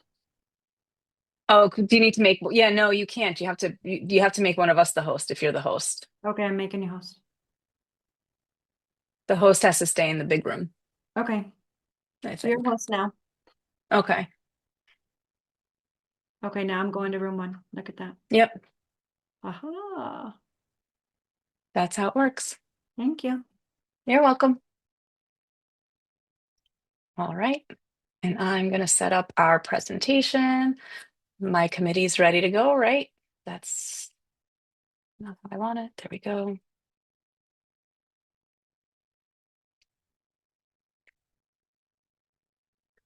All right, so in the interest of time, we're going to hit the ground running. We are just going to be talking about the legislative meetings. Okay, so that's what we're here to discuss today. So just making sure you guys are seeing the right thing. Anyone can advocate, and that's why we're here tonight. That's why we were here. We were listening to everyone, and what we really want to talk about tonight is just how to have your PTA legislator meetings, the key issues and asks. We're going to focus on what is PTA asking for, and we're going to give you some tips on successful meetings from our own experiences, and kind of give you an idea of what to expect from your legislator meetings. So why have these legislator meetings, right? We could do those action alerts 100 times a year and 100 times a day, right? You can do them every hour if you want to, but it gives you a chance to connect with your local legislator. It's another opportunity for you to open that relationship with them. We always encourage leaders to invite them to events. It's a good way to have that two-way conversation. What do we want from them? How can we support any initiatives that they have that align with PTA mission? So it's about building that relationship. It's a way to communicate what is going on in our communities. They especially state legislators have many communities that they are responsible or represent. So we want to be able to share what's going on with our communities, and this is our way to advocate for all children. We are parents of our own children, but we are advocates for all children. So it's an easy way to kind of spread the information that is necessary for all children, for all families, for all of our communities. So we're going to start with just going a really quick and brief key New York State PTA issues and asks for this year's legislative season.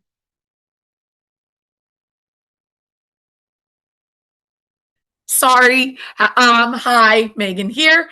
Again, I know we got some incredibly detailed information about this ask, but it is definitely a biggie. We support an increase of foundation aid of all school districts to at least 2% minimum, and for our friends in Albany to review the Educational Conference Board recommendations for change in support of all students.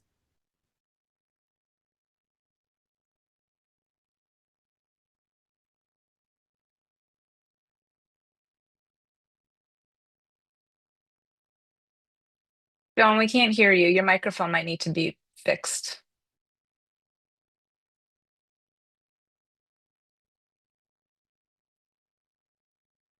Can't hear you. Do you want me to take it, Susan?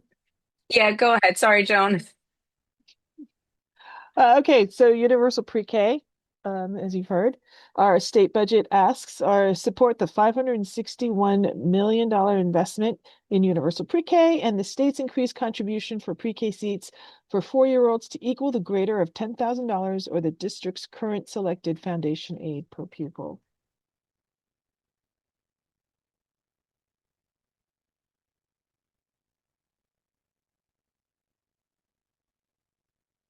Good evening, everyone.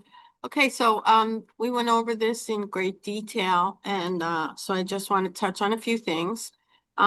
So the regarding the dyslexia and dysgraphia, we're asking for the $2.1 million from the state budget to support our children with dyslexia, which is a common lifelong learning disability that affects the brain's ability to process written language. Dysgraphia is a learning disorder that affects written expression. And we need the funding for this so that we can better support our students. P-TECH, early college, high school, and stem cell programs, which include our College and High School Opportunities Fund, our SMART Scholars, our SMART Transfers, Pathways and Technologies for Early College, High School programs. And we're looking for a restoration and increases of all these essentials. Student-focused, innovative, and workforce developmental programs. They lead to greater graduation rates, better learning outcomes, and success in the career, college, and citizenry of all students. In regards to the support in the high need, low income, advanced placement, an international baccalaureate test, which Kyle had gone over for the AP and IB test takers. We're asking for the state to increase their contribution to $10 million. So between the state support and college board contributions, a student's cost can be zero. And the graduation measures and New York inspired programs, we support the New York State Department of Education's ask for the $5.1 million. This is to support the important work of updating graduate requirements that need to reflect real world skills and learning, create technical assistance centers to support districts, provide professional development for our teachers and school leaders. And this also promotes the project-based learning and moves beyond that one-size-fits-all testing for our students. Oh, this is me again. So after listening to Chris Kavara, I want to give him all the money, but our ask is just $2.5 million for strengthening elementary civics education, $5 million to build the foundations of civic readiness, and $15 million to modernize civic learning with media and AI literacy for all. But yeah, let's give him all the money. It was really great to have youth there and see It really was. what just gives you tangible like what this could mean for our children. Yes. Absolutely. All right, come on. Clicking, there we go. And the one issue that we as a PTA are opposing this year is the zero emission buses. Now, we are not against zero emission buses as an idea. We are, of course, concerned about the impact on the environment and, what planet we are leaving behind for our future generations. But it is the mandate of the timeline and for whether or not there's an infrastructure to support this at this time and the budgetary concerns for having to implement this. We are just not in support of that. So we are saying that we oppose the current mandate and timeline for zero emission school buses, not zero emission school buses as a whole. There's needs to be more consideration, more research, more understanding of what the impact would be. And we want to consider repealing that mandate as well. But we are coming to the table ready to work together on a solution that can support the environment and the schools and our students, right? So we're not saying, no, we only want diesel. We're saying this isn't the right way we feel to implement this right now for our communities, for our schools, and for the budget that we are dealing with. And so how can we work towards a common goal together? Any quick questions on just those 5 asks? You have those memos, like we said, they're in your email. You have them on the website. They will be sent to the legislators ahead. So we are sending them to the legislators ahead of our meetings. You will be able to, and we'll talk about it, send them ahead of yours. So you don't need to worry so much about all of that data that was given to us. It's there. You can use it. But the ask is what we wanted to really focus on. And this is what you are going there to ask about. So moving on, we're going to start talking about having those successful legislator meetings, and we want to set you up for success for your meetings.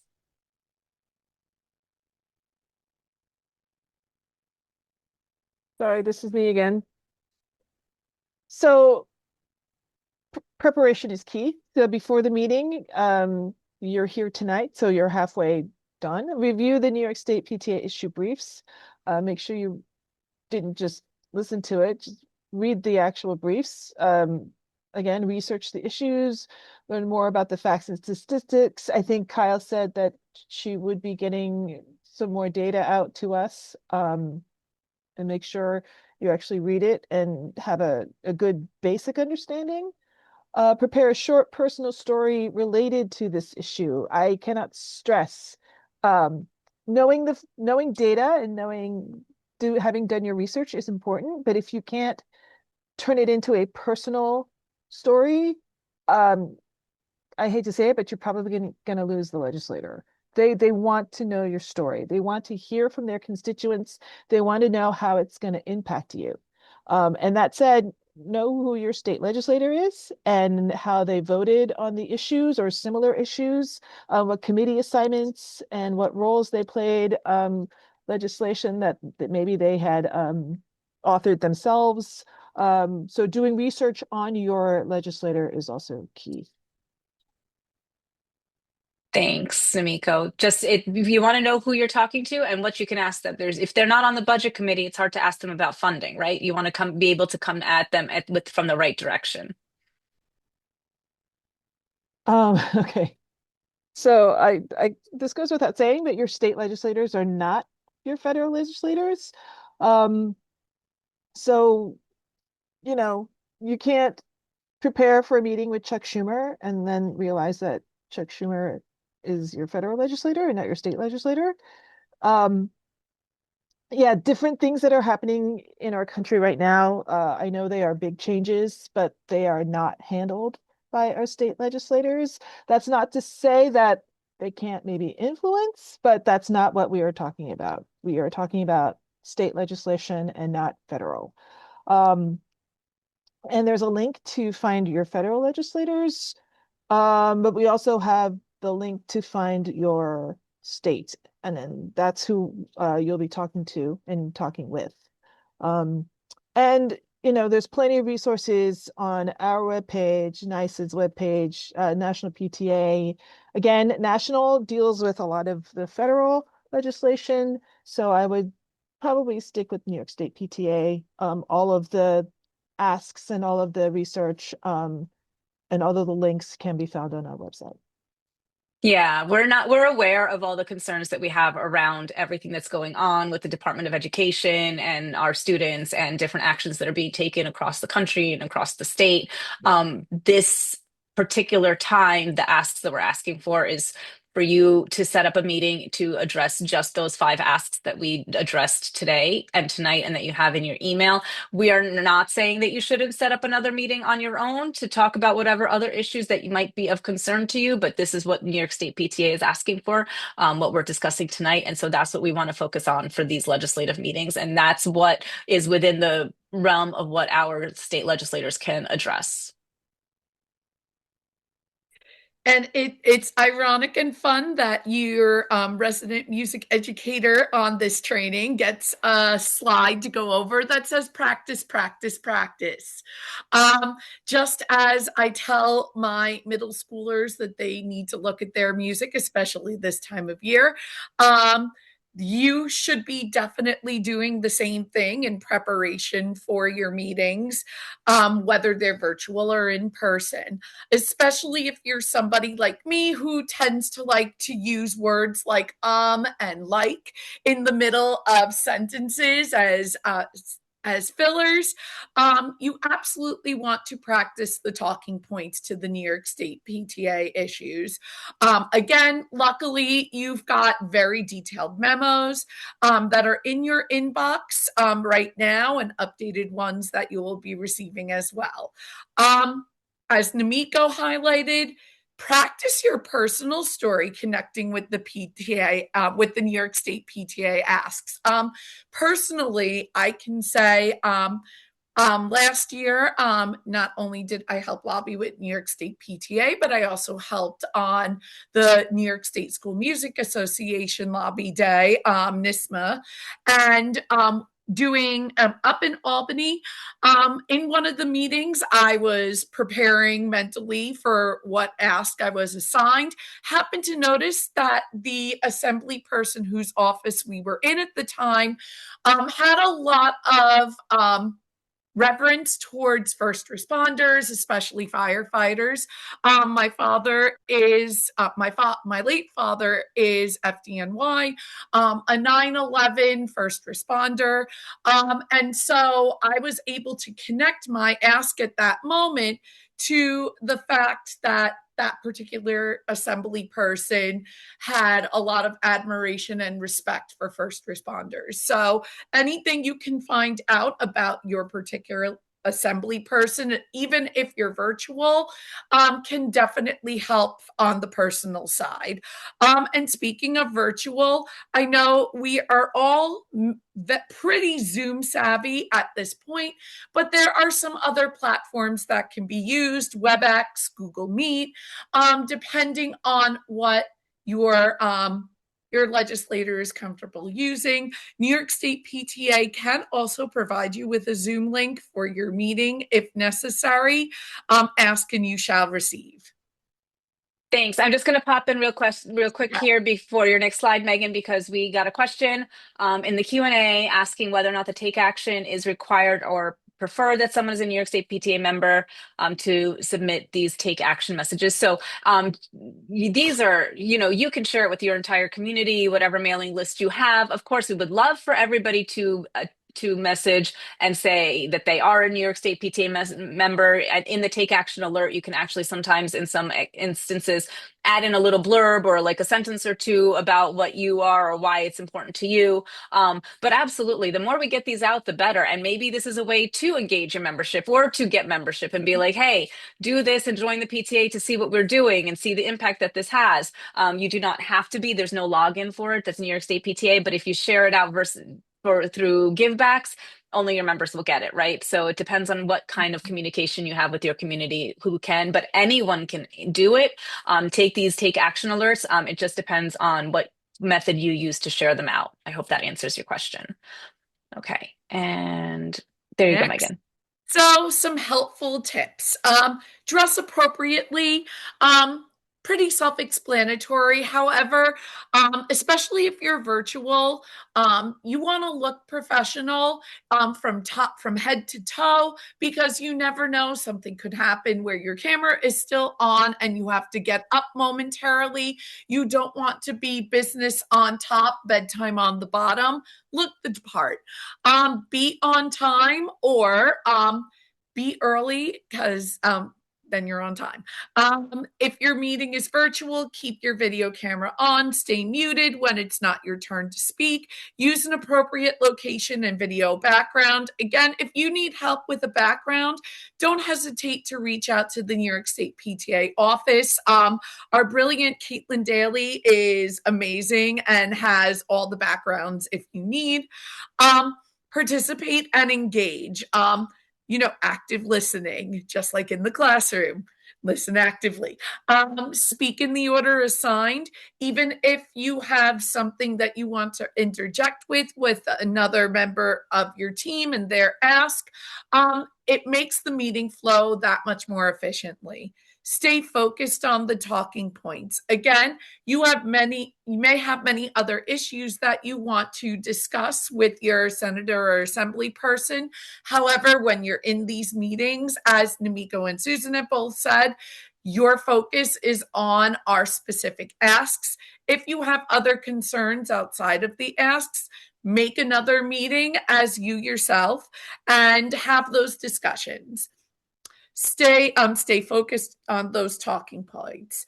Share your brief personal story connected to the asks. Again, you all have those as you're planning with your team to attend these meetings. If somebody has, for example, a particular connection to a child or a student with dyslexia or dysgraphia, that would be an important personal story to bring to the table. Make sure you have a note taker, take notes, follow up, write an email saying thank you so much for listening and coming to the meeting, especially if it is one of their staffers, because, and I think we'll talk about this in another slide, it's very possible that the actual senator or assembly person is unable to attend their meeting, and you will be speaking directly with a couple of young staffers. Sometimes they're even more knowledgeable on those issues than others. You should still make sure that you take notes and follow up with those staffers as well, thanking them for their time, and to continue to follow up. Be PTA flexible. Meetings may be canceled. Meetings may be rescheduled. Meetings may end 10 minutes when you were expecting 20 minutes because of something going on. Be flexible and enjoy the experience. So we're going to talk a little bit about what to expect when you're actually having these legislator meetings. So after tonight's meeting is over, tomorrow you should be getting informational emails that'll be sent to you to the email that you registered with. And here you'll get the information about setting up your legislator appointments yourselves. You're going to call the numbers, you're going to get your legislator, and we've already given you the resources for the website. You can go online to the New York State Senate website, the New York State Assembly website, look up who you've got in your district if you don't know who your legislator is, and set up your appointments. What you want to do when you're setting up your appointments for your own self is you're going to block about an hour of your time, right? And it depends, and it's really hard to know when the legislator is available. You could try to organize this with a group of people if you have your executive committee, your region committee, an advocacy committee, whatever you've got, people that you are interested in doing this with, or you can do it on your own. But you want about 15 to 20 minutes to prep your group, right? You're going to have then a 15 to 30 minute legislator meeting. So overall, it's going to take about an hour of your time to have this meeting. Legislators work 9 to 5. This is not PTA. They're not going to be there at 7 o'clock at night after dinner. So you might have, think about your availability during the day. Who might be available during the day, during a lunch break, during a meeting, if you have some time that you can step away at work, if you're working or in school, so you have to consider what your flexibility and your availability is to make these meetings. You can do these in person. Every state legislator has an office in district. So you might be able to arrange to meet them in district, in person when they're here. Right now it's budget season, so it might be really hard to meet them in person. They're in Albany pretty much all the time right now for hearings, for testimony, for budget committee meetings. So virtual Zoom is probably going to be the best way to meet them. But after this season, if you want to set up an in-person meeting in their district office without having to go all the way to Albany to see them, that's a really great opportunity, again, to increase that communication, increase that connection, and have that relationship building with them. So what you're going to do is you're going to look up who your legislator is. You're going to assign a group leader. This group leader is not the boss, but this person is kind of the one who's going to keep the flow of the meeting. Okay, Joan is going to talk about this now. And now, thank you, Joan. We're going to go on to Namika, who's going to ask about these zero emission buses. And now we're going to move on to Megan, who's going to ask about school aid, right? Everybody's going to have their talking point, and we just want to make sure that we hit everybody. And so that's kind of the role of the group leader. You're going to schedule your meetings. So one person's going to be that point of contact with the staffers, with the schedulers to make your appointments. If you need help, if you're unsure, if you just want to, reach out to New York State PTA, you can reach out to the office and they can help you or guide you if you're having any issues actually scheduling your own PTA meeting. And then you're going to review those asks. Again, you can read the ask to them. You don't have to be prepared. You don't have to be memorizing any of that information. They know you're not public speakers. They know you're not legislators, that you are not, you're not expected to be a fantastic orator. You're asking the question. The personal part is really the part that's going to be the important part that's going to connect with them. So if you want to just read some of the highlight data that is in the memo, you can go ahead and do that. You want to make sure that you are very clear about the actual asks that we went over in this presentation, what we actually want them to do, and then your personal story. That's where the connection is going to be. And I would recommend sending those memos, even though we said we're going to do it and you're going to set it up. Send those memos again in an anticipation. We are looking forward to our meeting with you on Thursday at 11 o'clock. Please see the attached memos that we will be discussing and are looking forward to having a conversation with you. Something very simple, but making sure that they have a copy of it there. Even though we're sending it, it would be good if you sent it as well.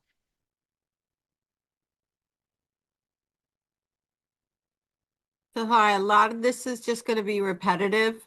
And Megan and Susan and Amiko have done a great job starting to go over this. So your meeting's you should meet ahead of time and give yourself roughly like 15 to 20 minutes in person or virtual so that you guys could get set up and go over, and the group leader can review things and assign the roles. If you weren't able to do that by email beforehand or whatever else, have a note taker. And who's going to speak when and who's going to say what. It's important that you should have the note taker again, because these will be things you could go back on if your legislator asks you for information, and then you can have that information. So go and practice Practice, practice, practice, just like Megan had said. It's very, very important to run through what your talking points are going to be and what your stories are. Susan just said again, the stories are very, very important. I could tell you from personal experience that your legislators remember you when you tell your story. And they can hone in on you, and you become, more acquainted, friendlier. The legislative appointments, once you have your scheduled appointments with your representative, please be mindful that you may not be meeting with them. This was mentioned before. Sometimes you're going to be meeting with the office staff, and don't be discouraged. They are very, very knowledgeable. And 9 times out of 10, they've already looked over the briefs that we've sent and our asks, and they are up on what we're asking. Have a brief introduction. Introduce yourselves to your legislator. They meet hundreds and hundreds of people every day. It's nice for you to introduce yourself, tell them that you're their constituent, where you're from.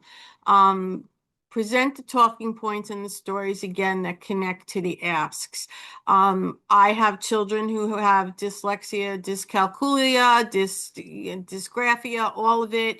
I can connect to that. I also have issues with the bus emissions and those things, even the P-TECH. So find something within our asks that you can make personal, bring that through to your legislators.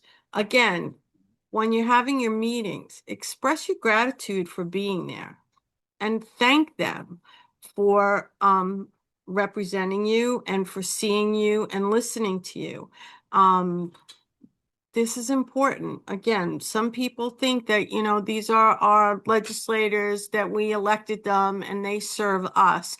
It is a job. They are doing a job, and we should, just like as PTA volunteers, we like people to thank us for our volunteerism. Thank them for the job that they're doing and the fact that they met with you. And then conclude the meeting. Say thank you very much, and then move on. If your legislator has asked you for, any information or whatever else, you're going to share your notes with us here at PTA, and any feedbacks. Sometimes they want more information regarding one of the asks that we've given them. Any of that information, the office or any of us will be happy to send to them and get that through.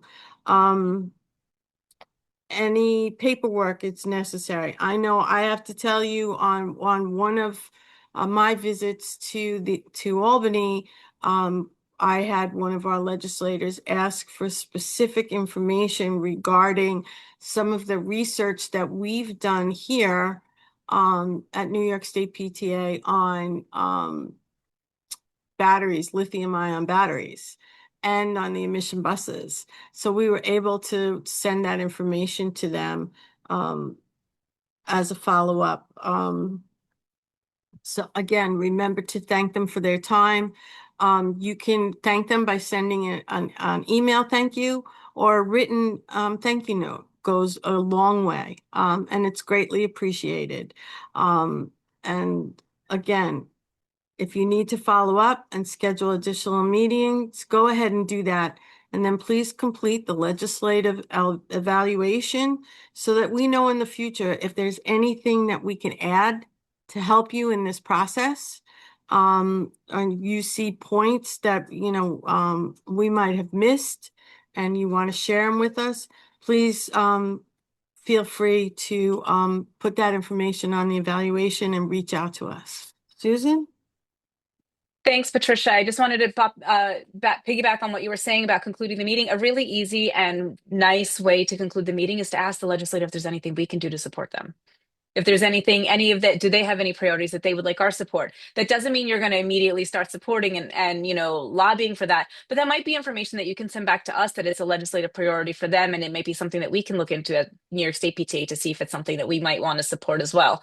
So it's a good way to open that two-way conversation, right? We're coming to them to ask them for something. So it's a good way to finish the meeting asking, what can we do for them, since we're asking them to do all of this for us. So it's just a different way to say, I agree with Patricia saying thank you for your time, thank you for listening to us and giving us this opportunity. Is there anything, if it's the legislator, is there anything that you are that is important, or that you would like us to consider supporting, or would like New York State PTA to look into? If it's a staffer, is there anything that's a legislative priority for the assembly member, for the senator, that we can support and provide some voice for, kind of making it a partnership. That's We did great, get a Susan, because question. we've had legislators do that as well, and it's given us to bring things back to New York State PTA. It's given us food for thought for what we can do in the future.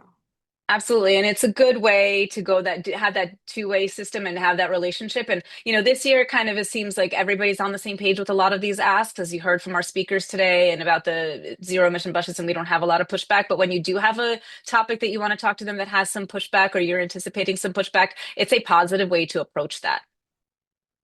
And so I have a couple of questions that we want to answer. I'm going to stop my share.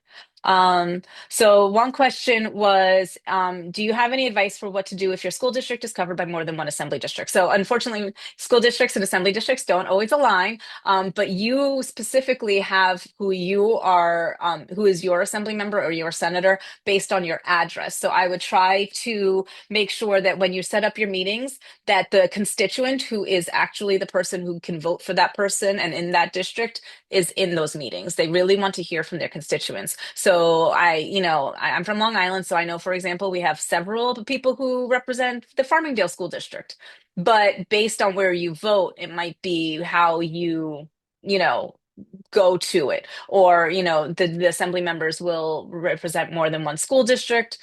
You want to make sure that you are speaking to what is happening in your community and in your school, if that makes sense.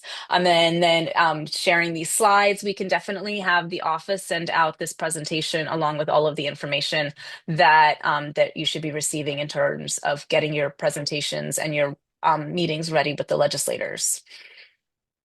Any other questions that I'm missing?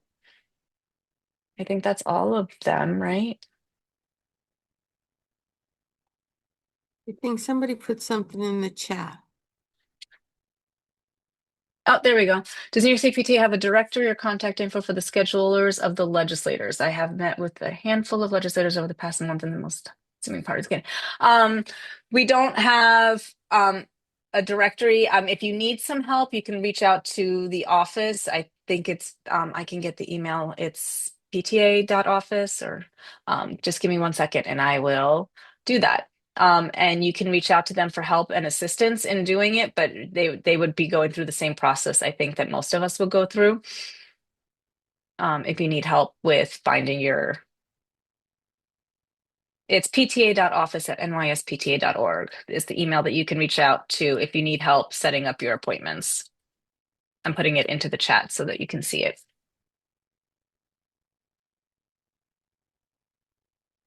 Okay, if there are no questions, you guys have all of the information in there.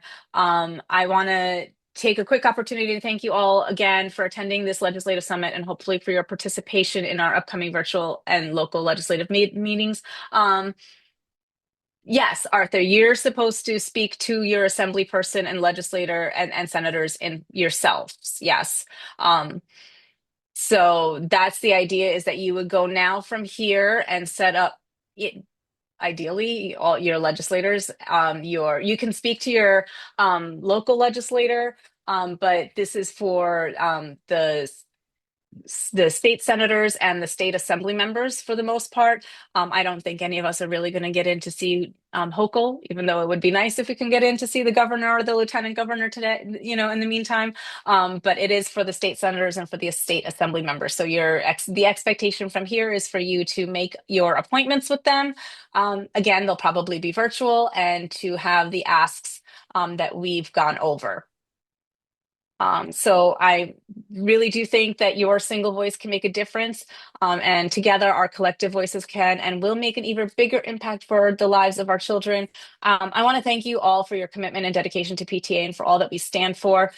Thank you for giving up a couple hours of your evening tonight. Together, we're measuring our mission for every child and proudly making every child's potential a reality. If you indicated that you were interested in attending a virtual or local meeting with your state legislator, you're still going to get that email and the next steps. So it will be more information on how to set up those meetings. And lastly, on behalf of Patty Frazier, our president, and our entire New York State PTA governance team, thank you for advocating for every child with one voice. Thank you so much, everyone. Good night.